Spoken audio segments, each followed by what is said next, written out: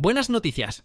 En el mes de julio, los jubilados y pensionados de ANES van a recibir una importante mejora económica en sus bolsillos. La justicia sigue avanzando en favor de una mejora inmediata para que los jubilados cobren más dinero, puedan llegar a fin de mes y recuperen lo perdido en los últimos años.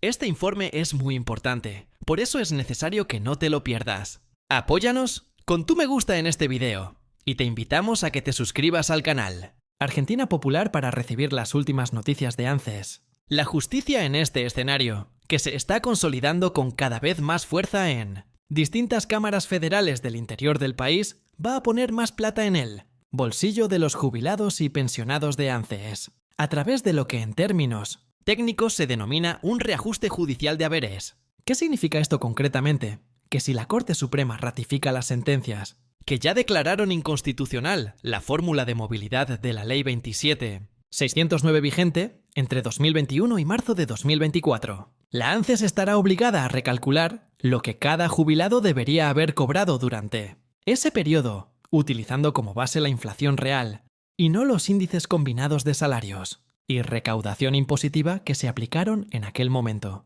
Esto no se trata de una promesa ni de un parte, es una orden judicial concreta. Mes por mes se comparará lo que el jubilado efectivamente recibió con lo que le hubiera correspondido si sus saberes hubieran seguido el ritmo de los precios. Si el número que surge de esa comparación es mayor que lo cobrado, la diferencia deberá ser reconocida y pagada como retroactivo, lo cual representa una mejora económica directa y acumulada. Ahora bien, ¿cuánto dinero significaría esto? Según estimaciones que surgen de los propios fallos judiciales como los emitidos en Rosario y Mendoza, la pérdida del poder adquisitivo de los saberes previsionales osciló entre un 25% y más del 45% dependiendo del nivel de ingresos y de si se percibieron o no los bonos compensatorios.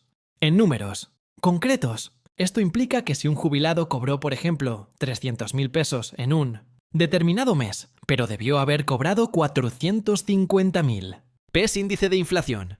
La diferencia de 150.000 pesos debería ser reconocida y pagada. Y eso mes tras mes, durante un periodo que abarca más de 3 años, lo que podría dar lugar a reajustes acumulados que en algunos casos superan ampliamente el 1.000.000 de pesos por jubilado.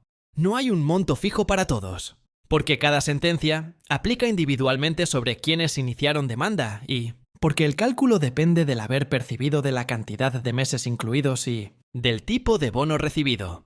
Pero los números estimados por expertos en seguridad social y reflejados en los fallos de segunda instancia marcan que la recomposición judicial podría representar entre un 30% y un 50% del total perdido. En ese periodo, esto se traduce en sumas significativas que se volcarían directamente al bolsillo de los adultos mayores una vez que la Corte se expida.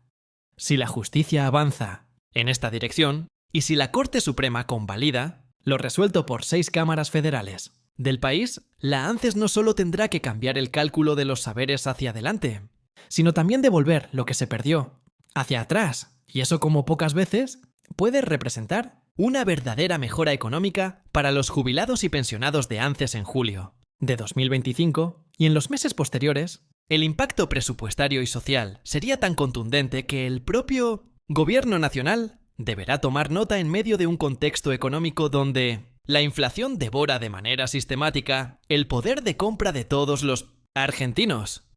Las jubilaciones y pensiones han sido una de las víctimas más castigadas por políticas erráticas y fórmulas de movilidad que no estuvieron a la altura de semejante crisis. Ahora, sin embargo, un nuevo capítulo se abre y puede representar un antes y un después en la historia de los saberes previsionales. Una seguidilla imparable de sentencias judiciales que declaran la inconstitucionalidad de la fórmula de movilidad aplicada entre 2021 y marzo. De 2024 empieza a consolidarse en distintos puntos del país. Y lo más importante de todo esto es que si bien el Estado apela a cada uno de estos fallos, las decisiones judiciales que se multiplican por toda la Argentina empiezan a delinear una posible recomposición económica para los jubilados y pensionados en julio de 2025. La reciente adhesión de la Cámara Federal de Tucumán a este criterio se suma a las ya emitidas por los tribunales de Córdoba-Mendoza, Saltamar del Plata-Rosario y Bahía Blanca, Todas ellas coinciden en un punto medular. La fórmula de la Ley 27.609 impulsada durante la gestión de Alberto Fernández, y en especial por la entonces vicepresidenta Cristina Kirchner, fue perjudicial. Para los adultos mayores, al haber excluido deliberadamente al índice de inflación del mecanismo de actualización. En un país como Argentina, donde el alza de precios es constante y estructural, ignorar el índice de precios al consumidor en el cálculo jubilatorio no solo fue un error técnico, sino una afrenta directa al derecho constitucional de los jubilados a mantener el valor real de sus ingresos. Las sentencias son terminantes.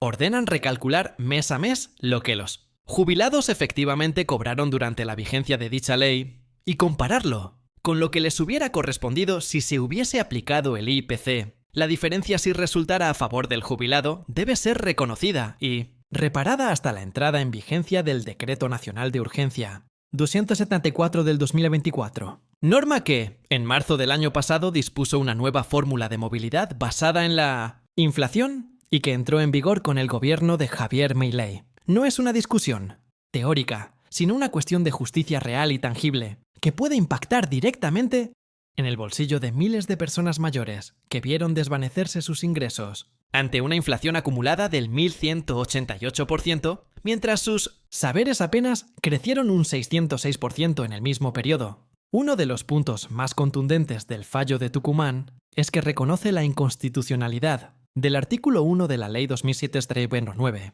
y remarca que su diseño no solo omitió el IPC, sino que estableció un tope anual arbitrario que subordinó la recomposición de los saberes a la recaudación tributaria del ANSEO-ANCES, es decir, a una variable completamente desvinculada del verdadero drama que sufren los jubilados, el encarecimiento constante de la vida, por si fuera poco esa fórmula. Terminó otorgando aumentos irrisorios en plena crisis, como el caso de diciembre de 2023, donde el reajuste fue de apenas 20,87% cuando correspondía más del 28%, con una inflación que ya superaba el 210%. En definitiva, esa ley no solo fue ineficaz, fue una máquina de generar pobreza previsional. Y si algo quedó demostrado en este proceso judicial que avanza a paso firme, es que el deterioro no fue un hecho aislado ni menor. Según el fallo de Mendoza, en el caso Cortés Leonardo de Evaristo, el poder adquisitivo de los saberes cayó más del 50% entre inicios de 2021 y marzo de 2023. Una pérdida devastadora que afecta especialmente a quienes más aportaron al sistema y que irónicamente son los menos compensados con los bonos discrecionales que se vienen otorgando desde septiembre de 2022.